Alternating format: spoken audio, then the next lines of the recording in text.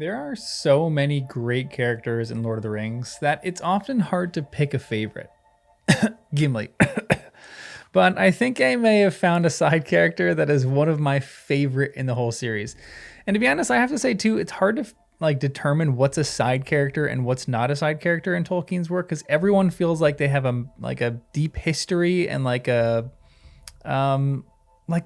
they have a life outside of these books, which sounds weird, but every character almost feels like a main character. But maybe I'm going to say like a side character is someone who is maybe in like less than 3 chapters or something like that, or is just barely mentioned in the text, or they have like, 1 or 2 main scenes. And I say that I'm reading in the series so far because again, I am reading Lord of the Rings for the first time. I'm also publishing video essays of my thoughts if you want to subscribe too. There's a lot of videos, so go check it out and subscribe on the Substack if you like reading more than watching, as the essays are getting published over there too. But the character is none other than the ginger wonder Hama. I think I'm saying that right. Hama. Actually, I don't think he's ginger in the books either. It seems like everyone in Edoras is blonde. But Hama is such a sweet, passionate, ADHD, cute, nerdy dude in the books. He reminds me kind of like a cute puppy dog, or maybe like one of the Rottweilers in the movie Up. He takes his job very seriously, but he also gets easily distracted and thinks weapons are super cool. He's all of us, really. And in the chapter called The King of the Golden Hall, when we first meet him, he has these 2 moments that are so great. And I just want to talk about them both. Also, another side note, I published another video essay today that was for members only on the lines that Gandalf uses in the previous chapter when he talks about how dangerous he is and how dangerous Gimli is, and how I think that's kind of a really great line, and it's really, really important for the text. It's such a cool line, but if you're interested, you can become a member for only $5 a month. What? Cheaper than 2 cups of coffee for a whole month? Yes, John, cheaper than 2 cups of coffee for a whole month. Sorry for that lame sales pitch, but I think it would be cool if I got more members and was able to do this full time. So go subscribe or go become a member if you want access to that video.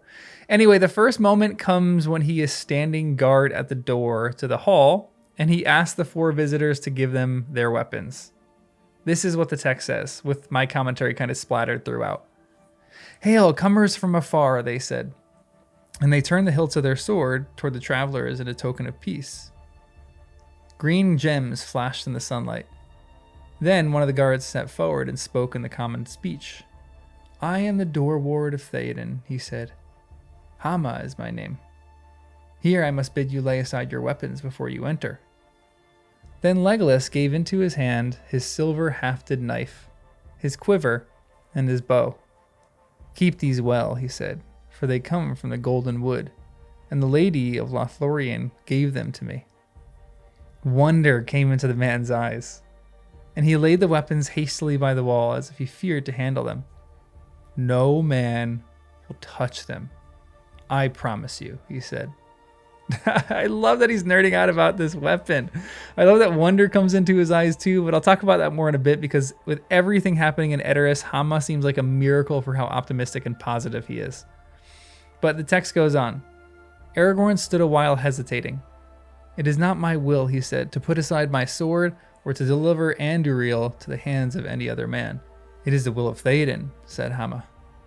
"It is not clear to me that the will of Theoden, son of Thengol, even though he be Lord of the Mark, should prevail over the will of Aragorn, son of Arathorn, Elendil's heir of Gondor. This is the house of Theoden, not Aragorn. Even were he king of Gondor in the seat of Denethor," said Hama, stepping swiftly before the doors and barring the way. His sword was now in his hand, and the point toward the stranger, which, yes, he's filled with wonder, but now he resorts back to his duty and knows what he needs to do in order to protect the king. Anyway, the text goes on. "This is idle talk," said Gandalf. "Needless is Theoden's demand, but it is useless to refuse. A king will have his way in his own hall, be it folly or wisdom." "Truly," said Aragorn, "and I would do as the master of the house bade me, were this only a woodman's cot, if I bore now any sword but Andúril." "Whatever its name may be," said Hama, "here you shall lay it, if you would not fight alone against all the men in Edoras." "Not alone," said Gimli, fingering the blade of his axe, and looking darkly up at the guards, as if he were a young tree that Gimli had a mind to fell. "Not alone." "Come, come," said Gandalf, "we are all friends here, or should be, for the laughter of Mordor will be our only reward if we quarrel. My errand is pressing. Here at least is my sword, good Hama. Keep it well. Glamdring it is called. For the elves made it long ago. Now let me pass. Come, Aragorn. Slowly, Aragorn unbuckled his belt and himself set his sword upright against the wall. Here I set it, he said, but I command you not to touch it, nor to permit any other hand lay on it. In this elvish sheath dwells the blade that was broken and has been made again.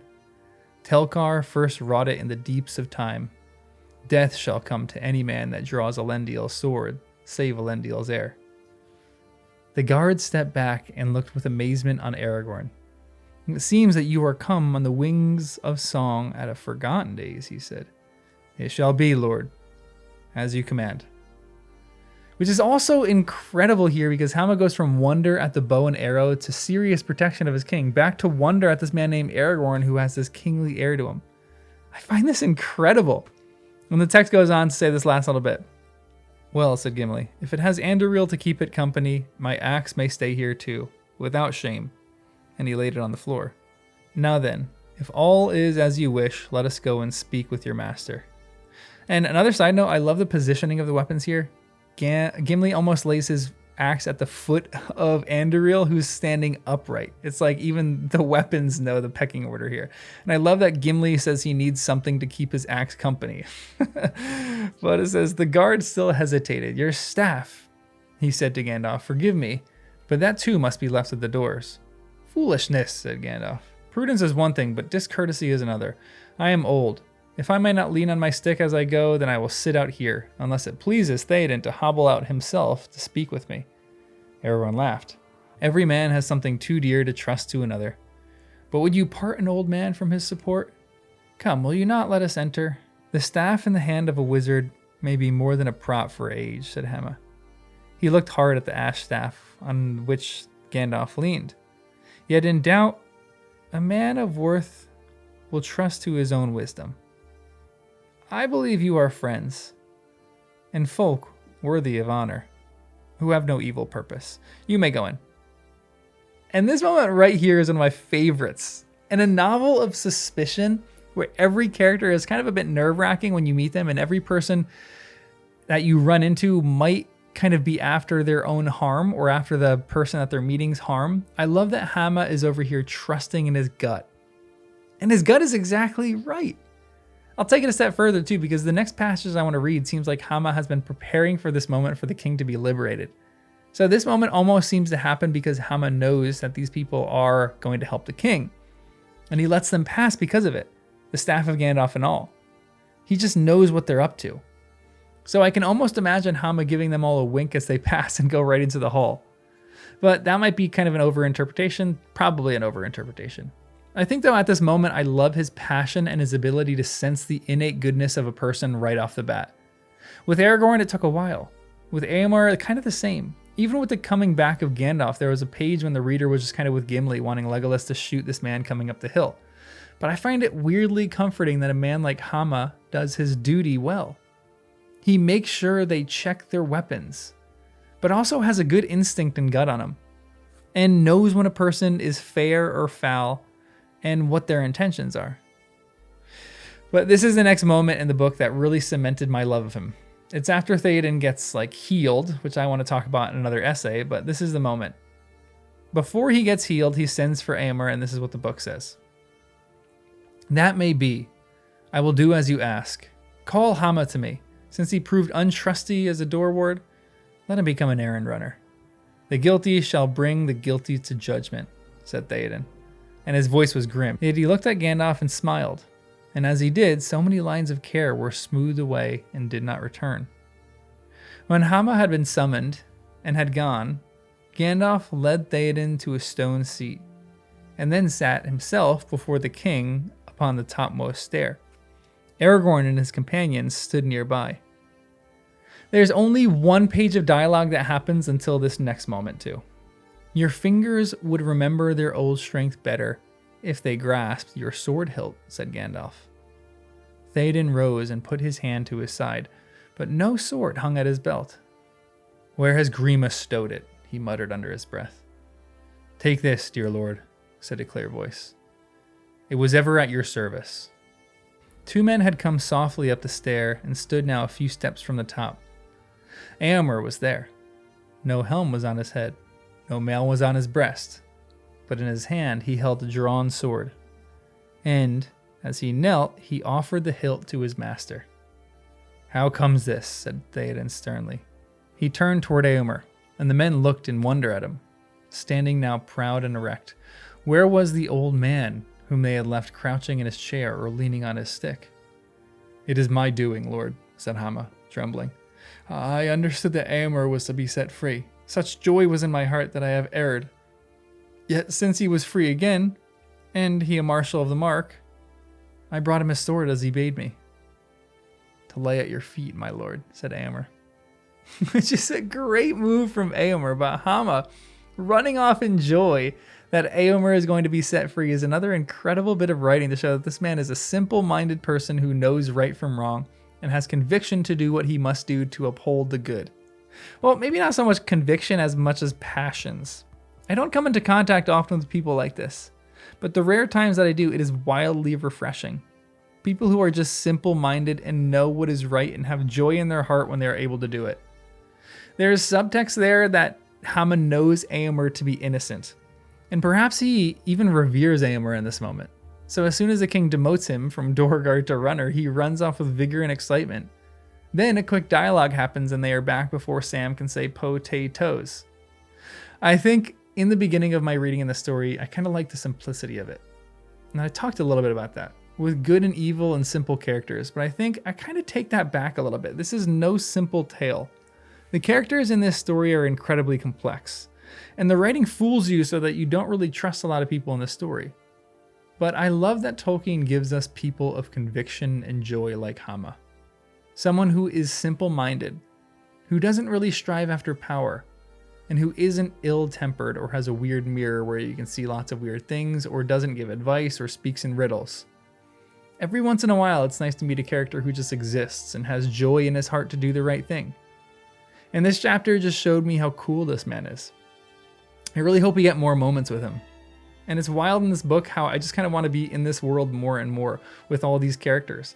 I'm super glad that I'm only at the beginning of this journey, but I feel like I'm starting to just dip my toes into the fandom where I want now a full book on the adventures and life of Hama. It would be a delight to just sit down with a mug of tea and just read about this man's life because I'd love to be his friend. He is a man of passion, wonder, excitement, joy, but also duty and responsibility. And I love him. He might just be one of my favorite minor characters. And to be honest, I don't know how to classify major and minor characters with Tolkien anymore because it seems like they have a history, like every single character has a history and a real life in this story. So everyone just kind of feels like a main character. I don't know, maybe there's like an essay in that kind of idea.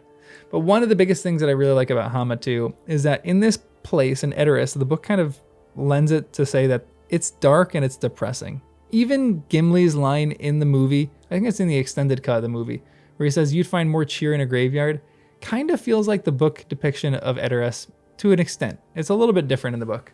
But I love that through everything that is going on at Edoras, there is still someone who is untouched by its, I guess, evil, and he is not grown bitter to the things that are happening. He is completely and truly optimistic, in my opinion. And maybe we're going to meet things about him or learn things about him later that prove that he's otherwise. But at this moment, he just seems like nothing can tarnish his positivity and his excitement to do what he thinks is right. And I think that's actually a marvel within this story because everyone seems to be falling by the wayside with their slight temptation to the ring or their slight temptation to power. And here you have someone who's not really tempted by that, who doesn't really want power in any way and who's just kind of happy to do his thing. And if the king demotes him to be a runner or an errand boy, he's happy to go do that. And he has been setting up for that as well. So I really, really love this idea of how Edoras is kind of falling by the wayside, about Rohan is kind of falling by the wayside, and still you have one person here who is positively optimistic about what his job is and what he's supposed to do, and even about looking at weapons. I think he's so incredible in this story so far. Anyway, make sure you like the video, subscribe to the channel and to the Substack. There's a members video waiting if you want to become a member, and I will see you in the next one.